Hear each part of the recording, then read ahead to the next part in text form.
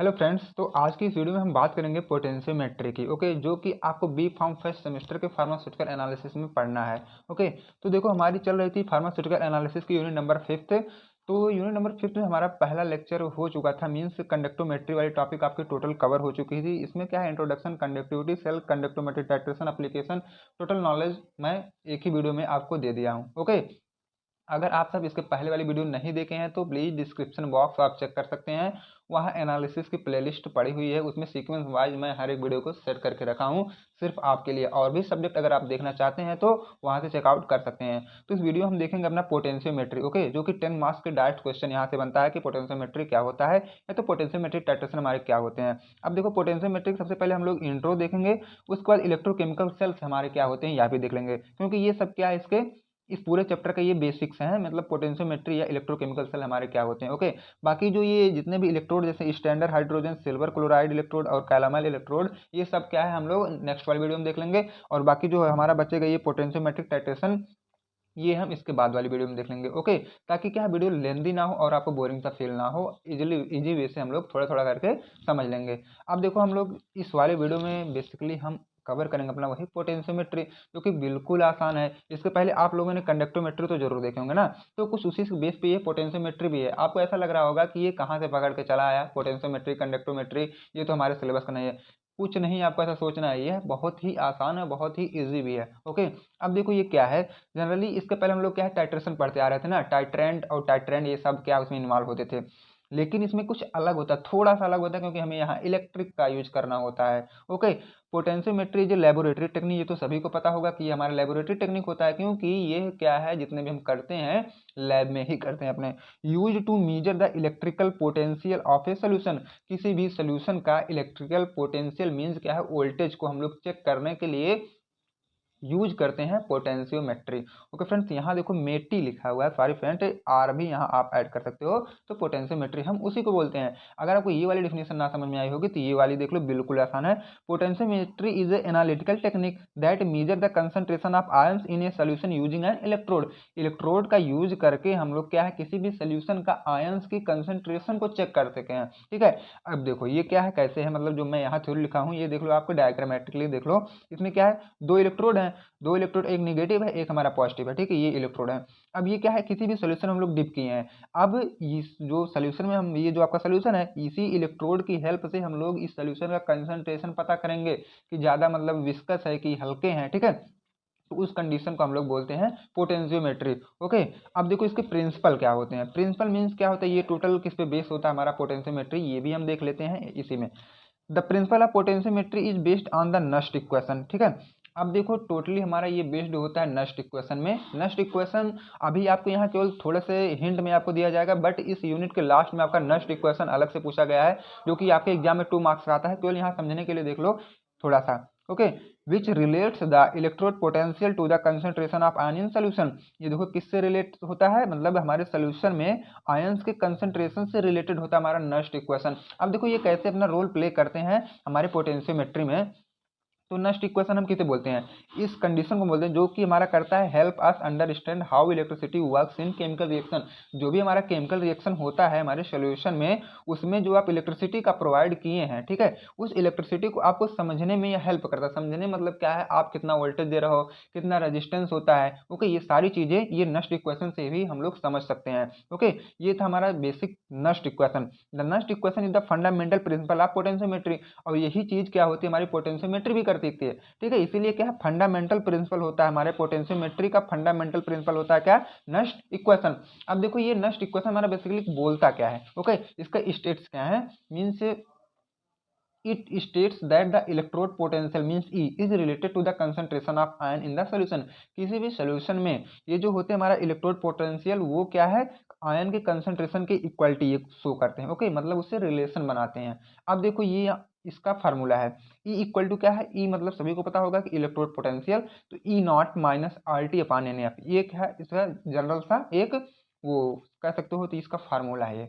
अब देखो जहाँ पे ई क्या है, इलेक्ट्रोड पोटेंशियल है, और E zero means E not आपका है स्टैंडर्ड इलेक्ट्रोड पोटेंशियल। आप इसे ई नॉट भी बोल सकते हो, ई जीरो भी बोल सकते हो, कोई दिक्कत नहीं है। आर मतलब गैस कांस्टेंट और टी मतलब हो टेम्परेचर। अब देखो यहाँ पे केल्विन लिखा गया है, जो भी आपको टेम्परेचर यहाँ फाइंड आउट करना है वो केल्विन में करना है, ना कि फ़ारेनहाइट में करना है। अब देखो एन मतलब नंबर ऑफ इलेक्ट्रॉन, एफ मतलब फैराडे कांस्टेंट, उसके बाद सी मतलब होता है आयन की कंसंट्रेशन। ओके, तो नेक्स्ट इक्वेशन जनरल से लैंग्वेज में आप लोग समझ गए होंगे, अगर 2 मार्क्स का आता है तब भी आप लिख सकते हैं यहाँ पे, ठीक है। और पोटेंशियोमेट्री किसे बोलते हैं, यहाँ भी डाउट क्लियर हुआ होगा। आपके सिलेबस में अलग से मेंशन किया गया कि इलेक्ट्रोकेमिकल सेल हम किसे बोलते हैं, यहाँ भी देख लो, जो कि कभी कभी 7 मार्क्स में पूछा जाता है कि इलेक्ट्रोकेमिकल सेल और इलेक्ट्रोड में डिफरेंस क्या है या ये क्या होते हैं। अब देखो इलेक्ट्रोकेमिकल सेल यही तो हमारा होता है, बेसिक इलेक्ट्रोकेमिकल सेल यही सब होते हैं। ओके, अभी देखो मैं बताऊंगा कैसे कैसे ये होते हैं, कैसे काम करते हैं। An electrochemical cell is a device that converts chemical energy into electrical energy और वाइस वर्सा। अब देखो ये क्या करते हैं, केमिकल एनर्जी को इलेक्ट्रिकल एनर्जी में कन्वर्ट करके देते हैं। ये जो हमारे होते हैं ना, ये दो इलेक्ट्रोड हैं।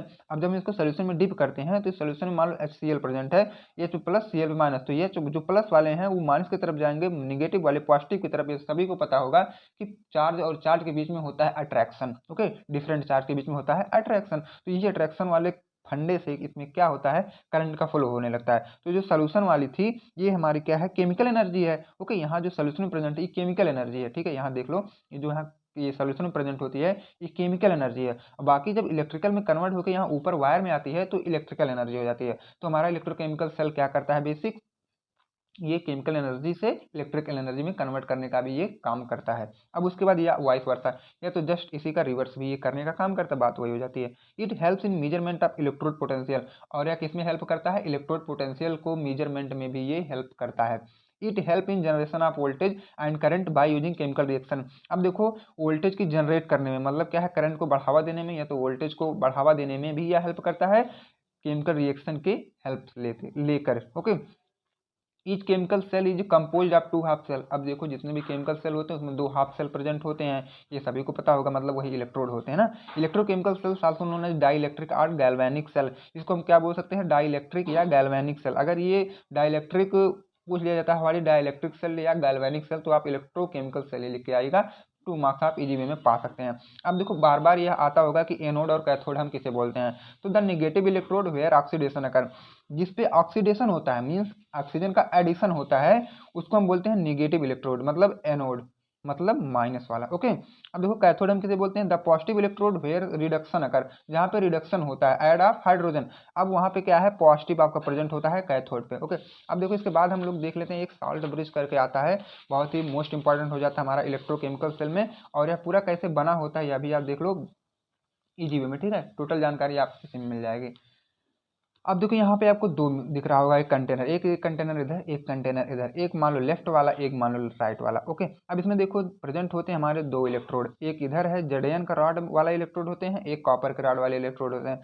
एक में हमारे भरे होते हैं सोल्यूशन जिंक सल्फेट का और एक में कॉपर सल्फेट का। ओके, अब देखो इसमें होता क्या है, बेसिकली इसमें एक तरफ हमारे होते हैं एनोड और एक तरफ होते हैं कैथोड, ये भी जान गए आप। अब देखो बैटरी, बैटरी तो सभी को पता होगा करंट के फ्लो करने में। अब देखो यहाँ पे एक आपका जुड़ा है केसीएल ब्रिज मतलब साल्ट ब्रिज। अब देखो साल्ट ब्रिज का मेन पहले समझो आपकी साल्ट ब्रिज क्या होता है, उसके बाद मैं इसका वर्क फंक्शन सब बता दूंगा। साल्ट ब्रिज हमारा क्या करता है, ये दोनों सोल्यूशन के बीच में एड होता है, मतलब कह सकते हो एक वायर की तरह काम करता है। ये साल्ट ब्रिज, ये स्मॉल ट्यूब, ये एक छोटी सी ट्यूब की तरह होता है, और ब्रिज या तो सभी ने ब्रिज तो जरूर देखा, या तो ब्रिज की तरह होता है एक छोटे से ना, field with A salty solution, जिसमें क्या है साल्टी सोल्यूशन भरे होते हैं, जैसे कि पोटेशियम क्लोराइड मतलब KCl। Okay, that connects 2 half cell in electrochemical cell, ये 2 हाफ सेल से कनेक्ट होते हैं इलेक्ट्रोकेमिकल सेल के बीच में। ये तो हमारे होते हैं साल्ट ब्रिज। अब साल्ट ब्रिज बेसिकली करते क्या है, ये सर्किट को कंप्लीट करवाते हैं, मींस पहला क्या है कंप्लीट सर्किट। ओके, दूसरा क्या है इलेक्ट्रिकल न्यूट्रलिटी को ये मेंटेन करके रखते हैं, 2 इनका काम होता है, मतलब मेन काम 2 होता है। और देखो ये इसे आप बोल सकते हो हाईवे, किसका हाईवे, हम लोग के दौड़ने वाला हाईवे नहीं, आयंस ट्रेवल। इस पे क्या है, आयन का मूवमेंट होता है, इधर से जितने भी आयन, कुछ आयन फटाफट इधर से इधर आएंगे, कुछ आयन फटाफट इधर से इधर आएंगे। ये था हमारा साल्ट ब्रिज। कभी कभी 2 मार्क्स में पूछता है कि साल्ट ब्रिज बेसिकली क्या होते हैं, ठीक है। तो साल्ट ब्रिज आपका क्लियर हुआ होगा। अब देखो इसमें एक तरफ होते हैं हमारा HCl सोल्यूशन, एक तरफ होते हैं हमारे AgNO3 सोल्यूशन। ओके, अब देखो यहाँ पे लिखा गया है आपका साल्ट ब्रिज, वही साल्ट ब्रिज यहाँ भी लिखा गया है कुछ अदर लैंग्वेज में।